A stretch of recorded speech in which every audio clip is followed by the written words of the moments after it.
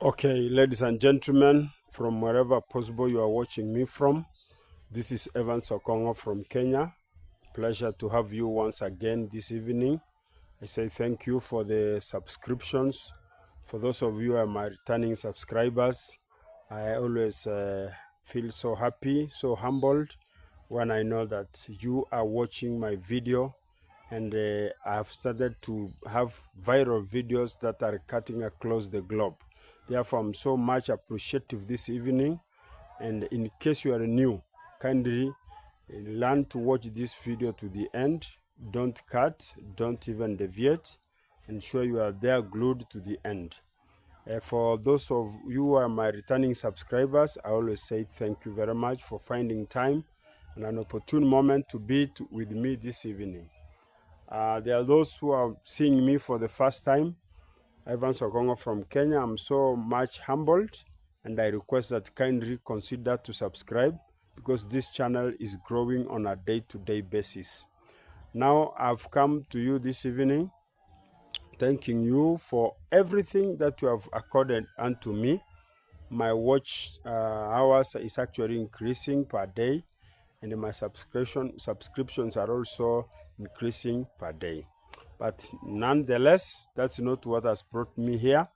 Today I'm here to put this video as a souvenir for my posterity. I have children, I have relatives, I have friends and accomplices, those who help me to be what I am every day. I have colleagues, and I also have those who are aspiring to be parents. I even have a wife and, of course, children. So because of that, or because of you all, I am here. Today, I want to give you my journey as a young boy who grew in a lot of difficulties to be where I am today. Now, the story starts somewhere in the tea estates of Sotik Tea Company Limited, where I was born in the early 80s. This is where my father, the late Jeremiah Maore Okongo, was working. And my mother, who is alive today as I speak, Mama Jemima Mora, was also working. That's where we were born. In as much as my father came from the southern part of Nyanza, by then it was called Homa Bay District, Courier Division, but the same Courier Division now is actually a very vast land with 4 sub-counties. Otherwise, by then, they could have been called 4 districts. So I come from Courier West sub-county. That's where my father domiciled. But in the early years, we were born in the tea estates, and he brought us back home together with my other siblings. We were born actually 9 of us, and in that group of 9, one of them is not living in the condition of a human being; it's in the condition of the departed soul. But the 8 of us, we are available, we are living. I have 3 brothers and 4 sisters. So if you include me, we become 8 in number. So my father also passed away some 5-6 years ago. But nonetheless, I'm so happy because of the life he led us, and we grew, and therefore posthumous, I say thank you. And I believe from wherever possible, those who knew me growing, they can have actually a thought and say, God has been so good and he has led us that far. So I began learning in Kipkebe Primary School, a school that is found in the tea estates where we were brought up from grade 1 to the last grade, that is grade 8 in 1995. By that time, we were calling the grades standard, so our class. So I was in class 1 up to class 8 in Kipkebe Primary School, where I learned together with my other siblings. And of course, my maternal grandmother, my maternal grandmother's home was not very far from that place because it was on the boundary of Bomet district and the Nyamira district by that time. So we lived in Bomet side, that is Bureti constituency, and then my schooling life was in Nyamira, North Mugrango constituency. So we were closing boundaries on a day-to-day basis. But life in Kibkebe Primary was so good a life that I always laments a lot. In fact, I never knew how to read. One thing kept on disturbing me very much. How do people know how to read? How do you begin? You know, I never went through nursery school or preparatory school where I can be transitioned from home to school and learn maybe the antics of learning. So I did not learn much. So I only started from class 1 or grade 1, as I can call it presently, and off we began. So I used to do a lot of guesswork, and learning was so vigorous and rigorous at the same time. You know, learning in a place where it was a metropolitan place, it was not something very easy. There were people from all walks of life working in that tea plantation where our parents were working. But school life was not very good to me because that place was very chilly, and unlike our home where I have actually been brought up later in life, that place was very chilly. Sometimes you go to school very early in the morning, and there's a lot of dew that does not allow you to actually walk circumspectly. And then, other than that, there was a lot of mist and fog. Sometimes it used to rain. You know, Kericho, by that time, as it was called Kericho district, later Bomet, actually was not 1+1. It was actually a very cold condition that we lived, and nonetheless, we thank God we were able to survive. So I did my KCPE, which is the Kenya Certificate of Primary Education, in 1995. That is around 30 years ago. So after doing that, I got admitted to another school, which, okay, I was called to be admitted in another school, which was called Motagara, but I did not find the opportunity because of the hiccups of family, and my other siblings were also in school. So it was relatively very difficult. In fact, I tried my hand in Menyenya High School, where my elder brother was learning, but it was very difficult because there was no sufficient money to take me to a boarding school, in as much as boarding school was just paid at around Kenya shillings 7,700 by that time. I don't know how many dollars are those, I can say, but nonetheless, if a dollar goes at 125, and if you can check, that is hardly $50. So learning was like $50 1 year, US dollars, that is. But we were unable to raise those $50 per year because life was from hand to mouth, and raising a dollar a day was very hectic. It was not possible. I remember my parents were working. For you to be called that you have worked proper, you are earning 83 shillings, Kenyan shillings per day. So 83 Kenyan shillings is like 0.6 of a dollar. So I don't know how it can be called. It's not a full dollar that makes you have a sustainable living. So life was so difficult in this country, and the family being a big family, and everybody had the interest to go to school.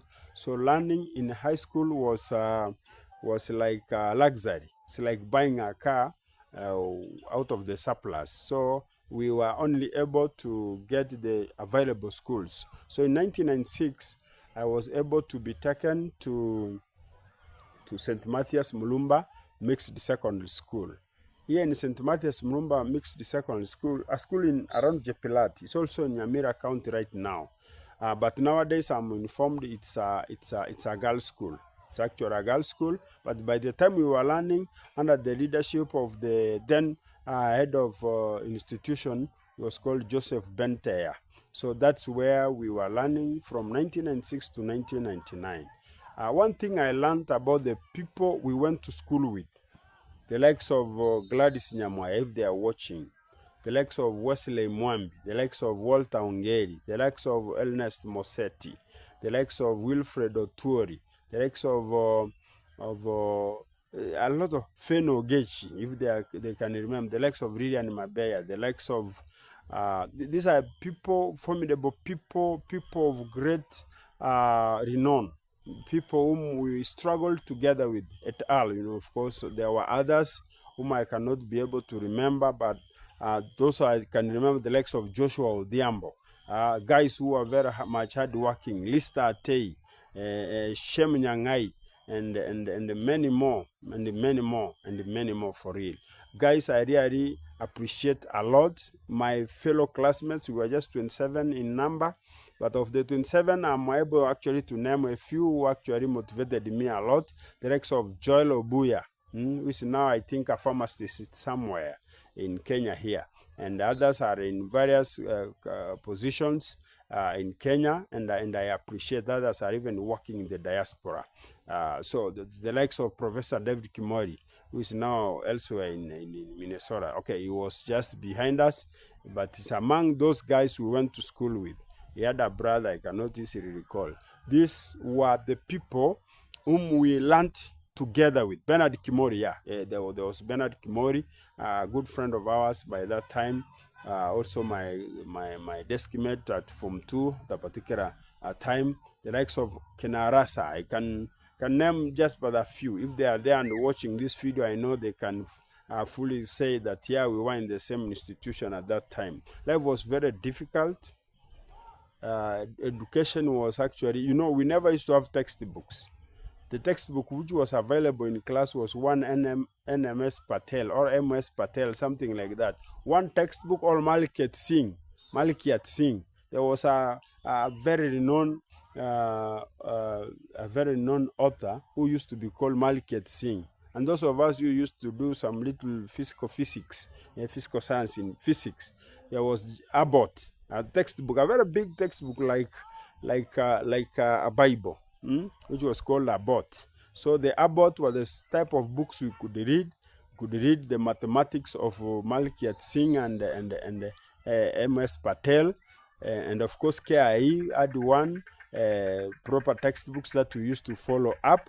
That is the Kenya Institute of Education. Those were the books we were able to avail, or books that were availed to us, and sometimes we used to scramble. We used to scramble for those books so that we be able to realize what was our dream. And for those of you who can remember, learning in as much as it was very much tiresome and daunting, young people put all their energies to reading and working, unlike what I see nowadays, where our young people must be pushed to work hard.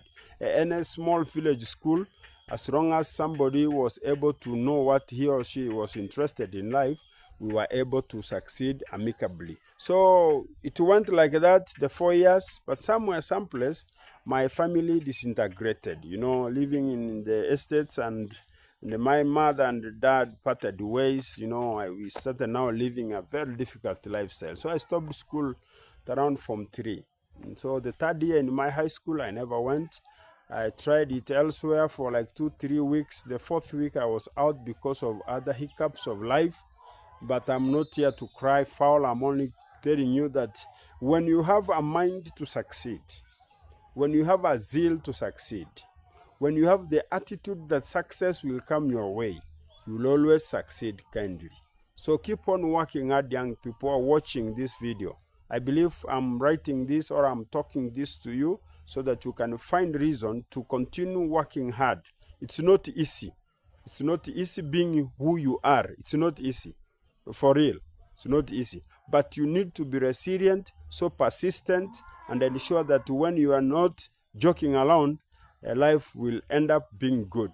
So I believe it was very difficult, but nonetheless, I went out, started doing the odd jobs, you know, around, trying to help people, plucking tea in the tea estates. The entire year, I ran from the estates. I came back home in Kuria, and while I was in Kuria, I helped my in-laws and other people around, trying to do weeding for the tobacco farming, because that is what was being done around, and I could not be able to access our land to do farming because most of my uncles whom we had left behind actually were by then working on our shamba or on our land. So we could not come, and you are a young man, starting telling all the people that come out of the land, we want to do farming because we have come, we are the legitimate people. You look like you don't have manners. So I tried to help people as much as possible, but a good Samaritan came in. He was sent by my mother. My mother came and took me back to school in 1999 after missing school for almost 1 year and a half. And I entered Form 4, started learning. In fact, one funny thing that keeps on coming back into my mind, I came to a class when mathematics was being taught. So they were learning some maths that there was a topic that was called matrix and transformation. Personally, I never knew what matrix is.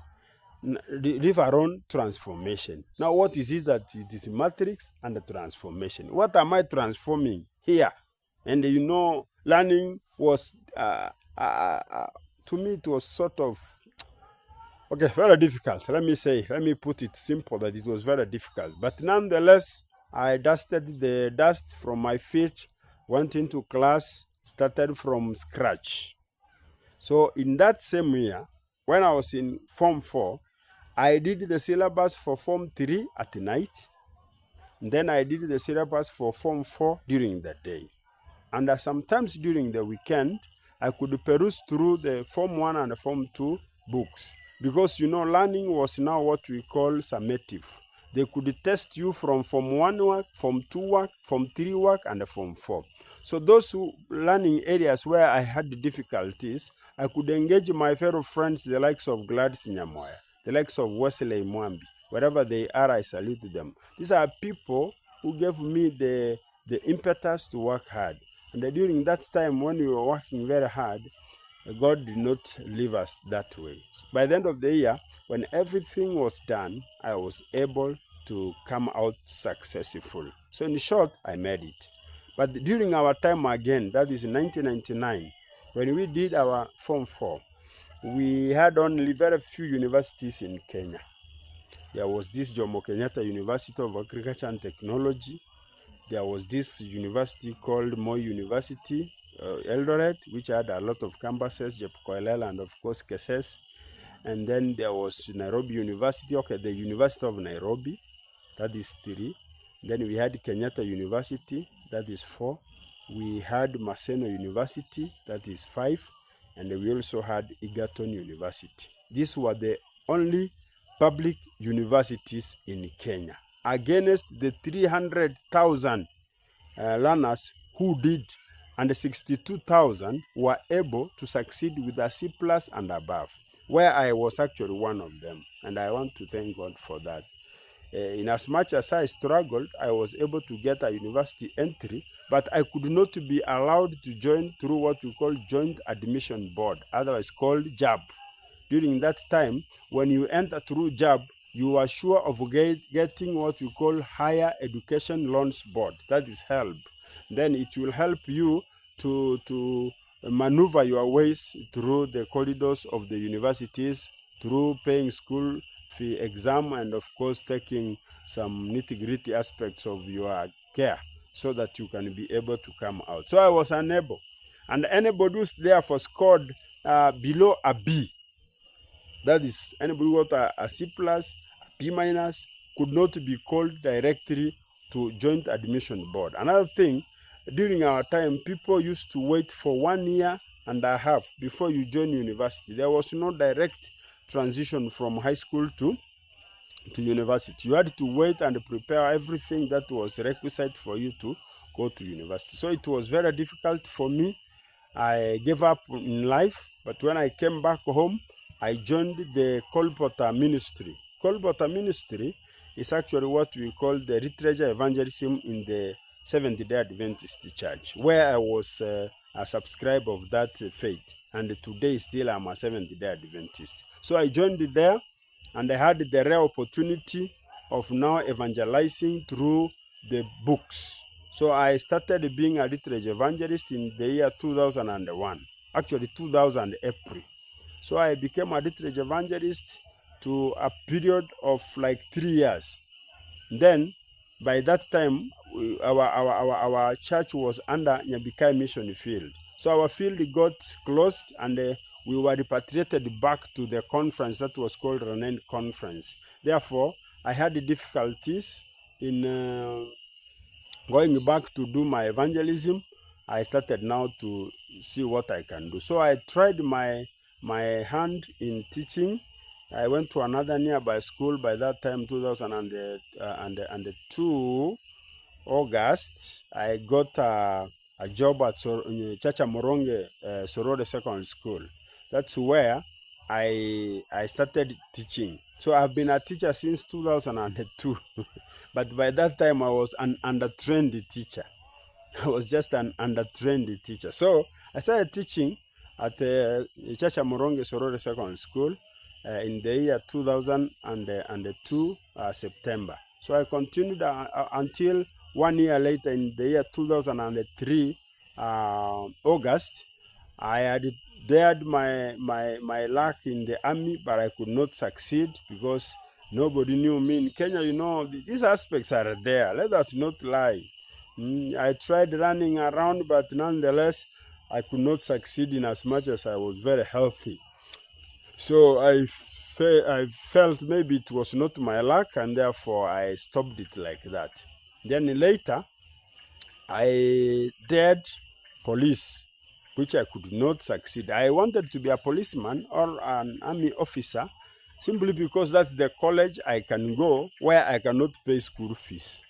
Because I had nothing. You know, here at home, there was nothing completely to consume. So it was very difficult for me. But nonetheless, God gave me an avenue where one guy called Kennedy Combo, a head teacher of a certain institution, Sorore Primary by that time, assessed my ability of teaching in class and advised me to feel motivated to fill the forms for P1 teacher. P1 simply means primary 1 teacher, or sometimes we call them Punda 1 teacher. Yeah, so I tried my luck in Punda 1 teacher. So by trying my luck in that time, I got an access to join Shansu Teachers Training College. So in Shansu Teachers Training College, where I entered in September of 2003, that's where now my teaching career began. And in my part 2 of the episode, I'll be telling you how I began from Shansu to where I am today. So for my young people who think that life is a very straight lane, it's never straight. There's a lot of corners, it has a lot of steep slopes, there's a lot of highs and lows. But if you are persistent enough, it is very possible for you to be anything you want on earth. Since that time, I've seen a lot more struggle, and I believe by struggling to be or to achieve anything you anticipate, God will never leave you. So this is a message for my young people who are watching me at this particular time of the holiday, that in as much as you have finished school, some are going to Form 4, others are going to begin school. This journey of learning does not end until you realize your dream. So keep on keeping on, keep on working hard. Somewhere, someplace, God will open. So join me in the second episode, where I will be telling you what happened from Shansu Teachers Training College until when I was employed. Thank you, and thank you for watching. Now, in case you are new and you have found the opportunity to meet my vlog this evening, kindly consider to subscribe to Evans Okongo from Kenya. I am yours truly, and I'll be bringing you more story, maybe in the next episode, so that you can be able to recorrect from where I left. Kindly find a place in your heart to subscribe. Tell friends to also subscribe, and let this story be an energizer to those who have given up, so that they don't give up. And as much as you are going through a lot of difficulties, someday, somewhere, God will help you and you will be able to succeed. Thank you very much. May you be blessed.